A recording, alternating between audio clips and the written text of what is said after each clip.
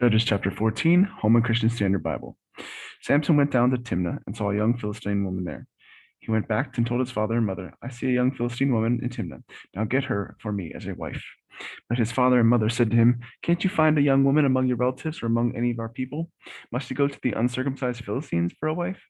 But Samson told his father, Get her for me, because I want her. Now his father and mother did not know this was from the Lord, who was seeking an occasion against the Philistines.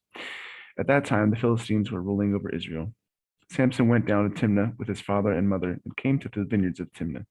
Suddenly, a young lion came roaring at him. The Spirit of the Lord took control of him, and he tore the lion apart with his bare hands as he might have torn a young goat.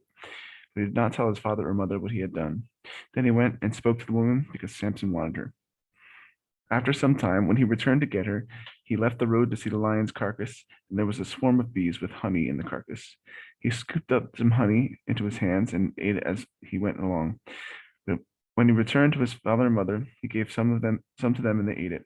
But he did not tell them that he had scooped the honey from the lion's carcass.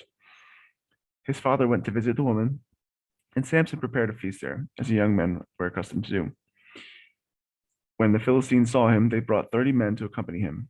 Let me tell you a riddle, Samson said to them. If you can explain it to me during the 7 days of the feast and figure it out, I will give you 30 linen garments and 30 changes of clothes. But if you can't explain it to me, you must give me 30 linen garments and 30 changes of clothes. Tell us your riddle, they replied. Let's hear it. One of them said, So he said to them, Out of the eater came something to eat, out of the strong came something sweet.